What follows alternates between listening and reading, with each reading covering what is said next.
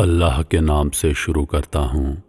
جو بڑا مہربان نہایت رحم کرنے والا ہے۔ عاجزی کے تکبر سے بچو، کیونکہ یہ نفس کا فریب ہے اور انسان سمجھنے لگتا ہے کہ اس دنیا میں مجھ سے زیادہ عاجز کوئی نہیں۔ محترم عزیز دوستو، پیش خدمت ہے دربار رسالت کا ایک خوبصورت واقعہ، ایک عظیم باپ کی عظمت کا واقعہ کہ کیسے اس کے بیٹے نے نبی کریم صلی اللہ علیہ وآلہ وسلم کے حضور اپنے باپ کی شکایت کی اور کیسے اللہ عز و جل نے خود اپنے بندے کی وکالت کی۔ ایک دن حضور نبی کریم صلی اللہ علیہ وآلہ وسلم کی عدالت میں ایک صحابی اپنا معاملہ لے کر حاضر ہوا۔ انہیں اپنے والد سے شکایت تھی۔ نبی کریم صلی اللہ علیہ وآلہ وسلم کے سامنے بیٹھ کر عرض کرنے لگے، یا رسول اللہ صلی اللہ علیہ وآلہ وسلم، میرا باپ بنا میری اجازت کے میرا مال لے لیتا ہے، یعنی جو پیسے میں کماتا ہوں وہ بنا مجھ سے پوچھے اٹھا کر خرچ کر لیتا ہے۔ آپ اس معاملے میں میرے والد سے بات کیجیے۔ جناب صحابی کا مدعا بجا تھا، کیونکہ اسلام کے مطابق اصول یہی ہے کہ اگر کمائی والد کی ہی ہو اور وہ بیٹے کے پاس ہو تو والد اسے خرچ کرنے کا جواز رکھتا ہے، لیکن اگر مال بیٹے کا کمایا ہوا ہو اور خالصتاً اسی کی محنت مزدوری کا ہو تو باپ کو اختیار نہیں کہ وہ بنا بیٹے کی اجازت کے وہ مال خرچ کرے۔ حضور اکرم صلی اللہ علیہ وآلہ وسلم شکایت سن کر خاموش ہو گئے اور فرمایا، ان کے والد سے کہو کہ میرے پاس آ جائیں۔ جب ان صحابی کے والد کو معلوم ہوا کہ میرے بیٹے نے حضور نبی کریم صلی اللہ علیہ وآلہ وسلم کے پاس میری شکایت کی ہے تو ان کو بہت رنج ہوا اور بہت غمگین ہو گئے، لیکن زبان سے کچھ نہ کہا، چونکہ عرب کے لوگ کمال کے شاعر ہوا کرتے تھے، تو انہوں نے دل ہی دل میں چند اشعار کہے جن کی صدا رب تعالیٰ نے سن لی۔ وہ شخص نبی کریم صلی اللہ علیہ وآلہ وسلم سے ملاقات کے لیے چل دیے، لیکن ان کی آمد سے پہلے حضرت جبریل علیہ السلام پہلے ہی حضور اکرم صلی اللہ علیہ وآلہ وسلم کے پاس تشریف لے آئے اور فرمانے لگے، حضور اللہ تعالیٰ نے آپ سے فرمایا ہے کہ اپنی عدالت شروع کرنے سے قبل پیش آنے والے شخص سے کہیے کہ وہ اپنے اشعار سنائے جو اس کی زبان پر تو نہیں آئے لیکن من ہی من میں کہے ہیں۔ اللہ نے انہیں عرش پر سنا ہے، اب اللہ تعالیٰ چاہتے ہیں کہ وہ اشعار آپ ہی سنیں اور سب ہی سنیں۔ وہ آدمی جب حضور نبی کریم صلی اللہ علیہ وآلہ وسلم کے سامنے پہنچے تو آپ نے فرمایا کہ عدالت شروع کرنے سے قبل مجھے ذرا وہ اشعار سنا دو جو آپ نے یہاں آنے سے قبل اپنے دل میں کہے ہیں، لیکن اللہ نے عرش پر وہ سن لیے ہیں۔ وہ صاحب بولے، یا رسول اللہ صلی اللہ علیہ وآلہ وسلم، ہم تو پہلے سے ہی آپ پر ایمان رکھتے ہیں اور روز ہی ہمارا ایمان بڑھ جاتا ہے۔ اس قسم کی باتوں سے کہ آپ کا رب کتنا طاقتور ہے، جس نے میرے دل کی دھڑکنوں میں اٹھنے والی آواز کو سن لیا ہے، میں نے واقعی زبان سے ایک لفظ نہیں کہا۔ آپ صلی اللہ علیہ وآلہ وسلم نے فرمایا، تو ہاں سناؤ تم نے کیا کہا تھا؟ اشعار عربی میں کہے گئے تھے جن کا اردو ترجمہ کچھ یوں ہے۔ وہ شخص بولا، حضور میں نے کہا تھا، بیٹا جس دن تو پیدا ہوا تھا اس دن ہم نے اپنے لیے جینا چھوڑ دیا تھا، ہم نے تیرے لیے جینا شروع کر دیا تھا،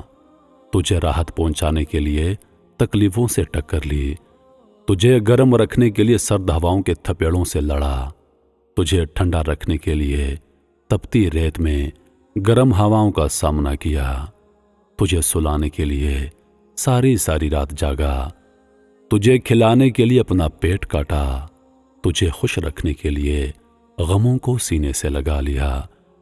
تجھے سکھ پہنچانے کے لیے دکھوں سے صلح کر لی کہ تو خوش رہے، تو خوش رہے، تیری خوشی دیکھنے کے لیے اپنے آپ کو مشقت کی چکی سے پیس کر رکھ دیا، اور تو جب کبھی بیمار ہوتا تو ساری رات تیرے سراہنے گزر جاتی، کبھی تیری ماں بیٹھتی، کبھی تیرا باپ بیٹھتا کہ کہیں تو مر نہ جائے، اور حالانکہ موت کا وقت تو مقرر ہے، اس نے اپنے وقت پر آنا ہی ہے، لیکن تیری بیماری دل میں ہزاروں شک پیدا کر دیتی تھی، اور یوں تیرے سراہنے بیٹھ کر کبھی تیرے لیے رب کو پکارتے، کبھی تیرے لیے دوا کو دوڑتے کہ ہمارا بچہ بچ جائے، حالانکہ موت نے تو وقت پر ہی آنا ہے، لیکن تیری بیماری ہمیں تڑپا دیتی، رلا دیتی۔ اس طرح وقت کی چکی چلی، زمانے کی گردش نے میری ہڈیوں کا رس نکالا اور تیری ہڈیوں میں ڈالا، میرے بال سفید ہوتے گئے، تیری جوانی پروان چڑھتی گئی، اور میری دن رات کی مشقت نے تیری کمر کو سیدھا کر دیا اور میری کمر کو ٹیڑھا کر دیا۔ تو طاقتور بن گیا اور میں لاٹھی پر آ گیا، میری محنت سے تیری جوانی ایک سرسبز درخت بن گئی اور میری جوانی کے سارے پتے جھڑ گئے۔ پھر مجھے خیال آیا کہ کیسے میں اس کی انگلی پکڑ کر چلتا تھا، اسے کندھے پر بٹھا کر چلتا تھا، اسے گود میں لے کر بیٹھتا تھا، اس کو ہاتھوں میں اٹھا کے چلتا تھا، کیسے بیٹھ کے اس کے کپڑے بدلتا تھا، اس کو کھانا کھلاتا تھا، اس کو مدرسے چھوڑنے جاتا تھا، مدرسے سے لینے جاتا تھا۔ تو اب میری کمر جھک گئی ہے، اب یہ میری لاٹھی بنے گا، میں اس کا ہاتھ پکڑ کر چلا، یہ میرا ہاتھ پکڑ کر چلے گا، میں اس کا آسرا بنا، یہ میرا آسرا بنے گا۔ لیکن میری بیٹے کی آنکھیں تو سر پر چلی گئیں، آسمان پر چلی گئیں، اور میرا بیٹا مجھے ایسے دیکھنے لگا جیسے میں تیرا باپ نہیں نوکر ہوں۔ تیری آنکھوں کے تیور بتانے لگے کہ شاید میں تیرا باپ نہیں، تو میں تنہائی میں بیٹھ کر سوچنے لگا کہ کہیں میں نے کوئی خواب تو نہیں دیکھا، میں اس کا باپ ہوں، کیونکہ اس کا رویہ تو بتا رہا ہے کہ میں نوکر ہوں اور یہ میرا مالک ہے۔ اب میں اپنے 30 سالہ خواب کو جھٹلاؤں یا اس کو دیکھوں؟ لیکن پھر خیال آیا کہ ہاں واقعی یہ مالک ہے اور میں نوکر ہوں، لیکن نوکروں کو بھی کوئی نہ کوئی تو پوچھ ہی لیتا ہے نا بیٹا، مجھے نوکر سمجھ کر ہی پوچھ لیتے، مجھے پڑوسی سمجھ کر ہی پوچھ لیتے، ایک بار میرا حال ہی پوچھ لیتے اور اپنے پیسوں کے بارے میں حساب کر لیتے، جیسے تو نے اللہ کے نبی کو حساب کتاب سنایا ہے۔ ان اشعار میں اتنا درد ہے، اتنی گہرائی ہے کہ ہم جتنا مرضی بنا لیں اپنی تقریر کو، اپنے لہجے کو، لیکن وہ درد بیان نہیں کر سکتے۔ وہ لمحہ ایسا تھا کہ ہمارے نبی کریم صلی اللہ علیہ وآلہ وسلم کی یہ کیفیت تھی کہ وہ زاروں قطار رو رہے تھے، ان کی آنکھوں سے موتیوں کی لڑیاں جھڑ رہی تھیں کہ داڑھی مبارک آنسوؤں سے تر ہو گئی۔ ایک درد بھری فریاد بیان کی جا رہی ہے، اور درد بھری فریادوں کا اردو ترجمہ نہیں کیا جاتا، یہ تو صرف الفاظوں کا بیان ہے جو ہم واقعے کی صورت میں بیان کر رہے ہیں، لیکن واقعہ کا درد بیان کوئی نہیں کر سکتا۔ کیا سما ہوگا، کیسا غم ہوگا اس باپ کی فریاد میں جسے سن کر میرے نبی کریم صلی اللہ علیہ وآلہ وسلم کی داڑھی مبارک آنسوؤں سے تر ہو گئی۔ آپ صلی اللہ علیہ وآلہ وسلم نے اس شخص کے گریبان کو زور سے پکڑا اور اسے جھٹکا دیتے ہوئے کہا، اٹھ جاؤ اور دفع ہو جاؤ میری نظروں کے سامنے سے، اور مقدمے کا فیصلہ کچھ یوں سنایا، فرمایا کہ جا، تیرا سب کچھ تیرے والد کا ہوا۔ واقعہ کا بیان تو اس بات کی نشاندہی ہے کہ ہمارا رب کتنا طاقتور اور سننے والا ہے، کتنا طاقتور دیکھنے والا ہے کہ وہ ہمارے سب عیب دیکھتا ہے، اچھی باتیں دیکھتا ہے، سنتا ہے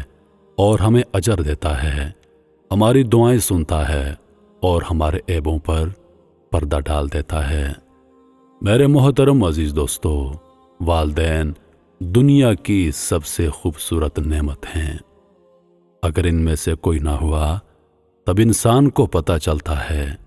اور یہ وہ خلا ہے جو ایک مرتبہ پیدا ہو جائے تو مرتے دم تک پر نہیں ہو سکتا۔ محترم عزیز دوستو، اپنے والدین کی قدر کیجئے، ان کے ساتھ حسن سلوک کیجئے کہ جیسا انہوں نے ہمارے ساتھ بچپن میں کیا تھا، ہماری انگلی پکڑ کر چلے، ہمیں بولنا سکھایا،